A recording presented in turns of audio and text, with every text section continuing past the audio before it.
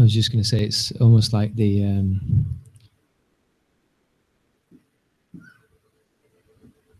it's like the beingness can never become that silence, the awareness silence, but it's like it can become its devotee or something. It can become its like. Okay. Let's look at this. So the beingness also is made up of awareness itself, like we have been saying, isn't it? Therefore, every night when we go to sleep, what does it become? It becomes the awareness itself, or it drops the beingness and only awareness remains. Whatever terminology we want to use, whether we say it returns to the source, whether we say it dissolves, you see. But basically what happens, that it is no longer playing in its dynamic aspect. You see? Therefore, this being never ceases to be awareness. It is just playing like the difference between water and ice.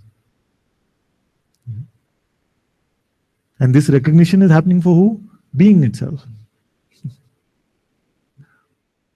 That's what I mean. It's almost like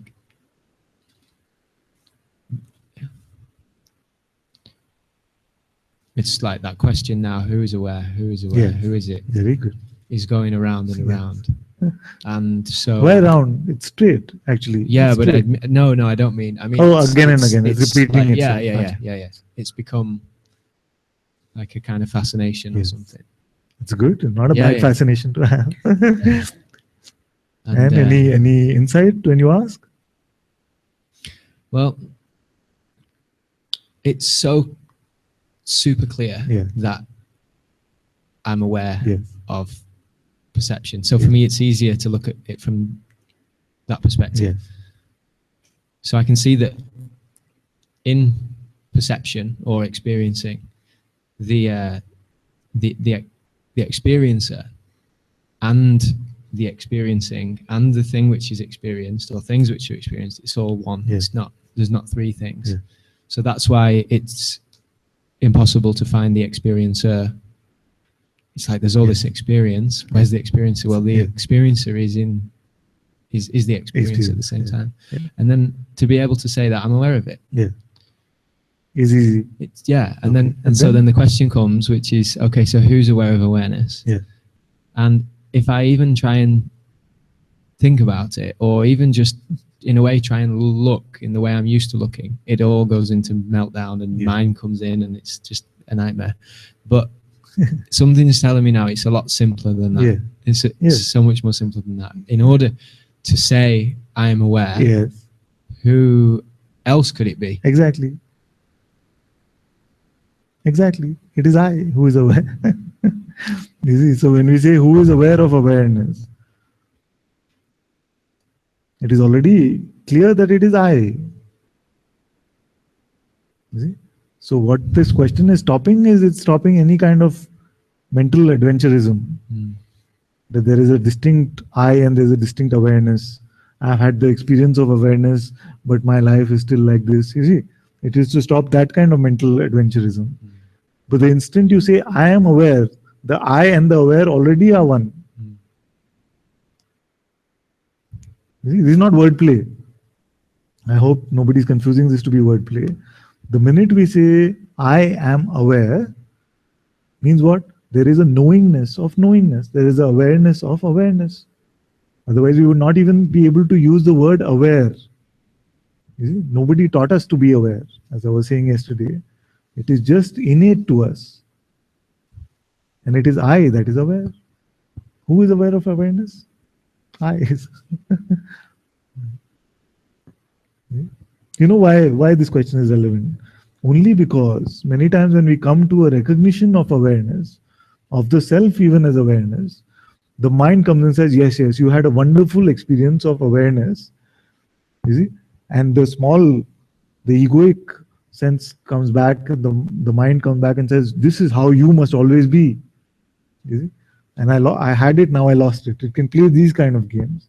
But to see that it is one, I and awareness, is the end of that game. So there's some kind of belief that's happening, which is that obviously to recognize the presence of being is one thing. And then like Guruji says, and then, you know, like the rare one or whatever goes beyond that. And so I feel like almost like don't try and run before you can walk kind of thing. So something's saying that, some belief is there which is saying, well, no, you have to be fully saturated in presence before you can make that leap, because the awareness isn't, it's way beyond the mind. It's left the mind behind long ago. And so when there's a habit there, which there is with me, to pick things up and try and understand them or analyze them, it's very easy for that to happen. And so that question, are you aware? Yes. And then the question, who is aware of awareness? That one itself was becoming more inviting for the mind than even just the question, are you aware? Because that doesn't involve anything. And you can't really think about it, to be honest. Okay, so two things I want to tell you. First is how you know you are not that rare one.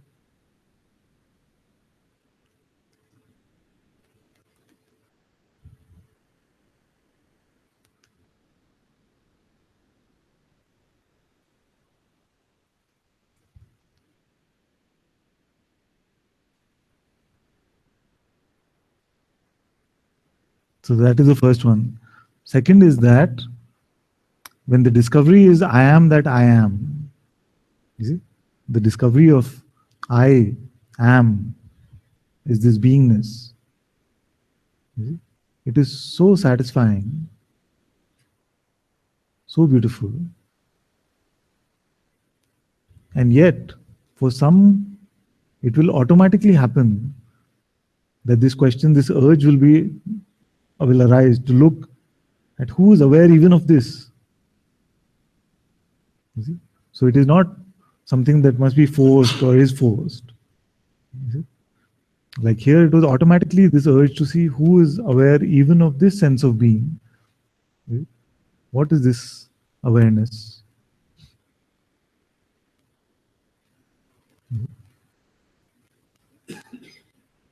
So only then will this question take a hold of you, when the urge is for this. Because as we come to the discovery of being, it is the end of suffering, it is the end of this strife. It is beautiful, this world becomes like a happy dream. Isn't it? So from that perspective, it can be said that there are some for whom even this question will arise, even upon the discovery of God, that who is aware even of consciousness. I think what I meant is something that, like, if I can see it's just a belief, because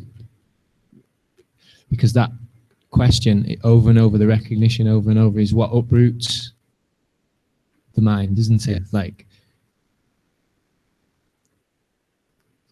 whereas maybe I was believing that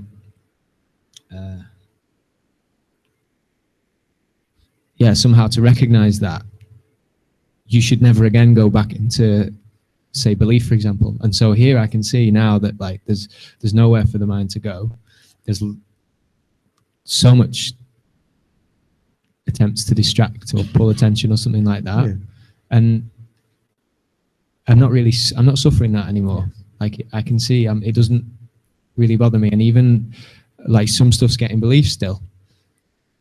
And that's bothering me less now because of that question.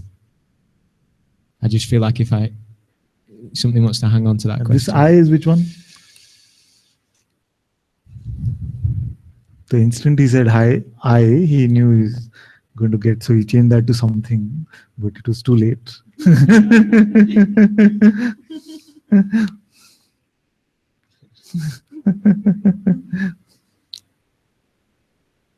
The same doer I, the doer I which says, okay, this is what seems best to me now, this is what I'm going to do, I'm just going to stay with this now, this question is helping or not helping.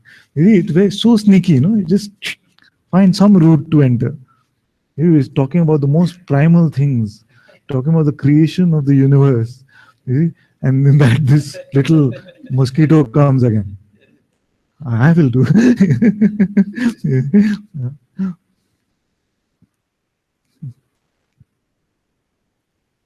It's like my daughter in some way. Not to compare her to a mosquito.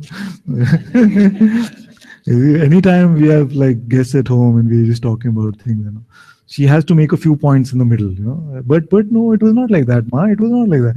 This is something like that. So just like this is the mind. It's just parents are talking and this one wants to say, but I will do.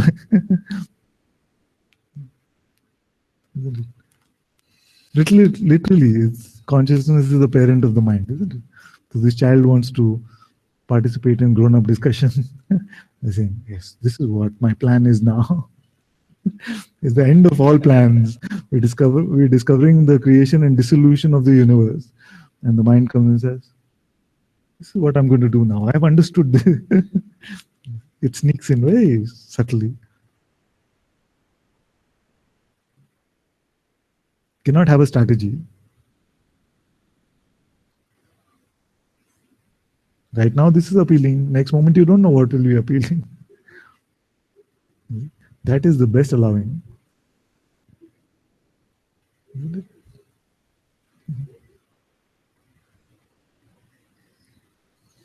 So while there is still this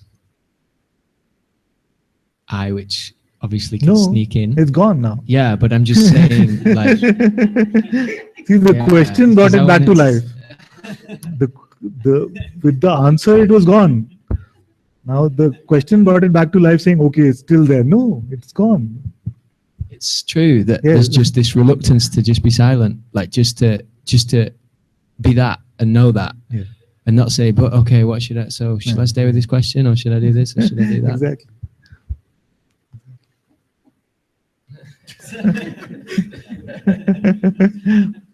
But I don't mind your silence. Even if you come up on the hot seat and you're completely ineloquent and you're speaking as pure consciousness, I don't mind any of that.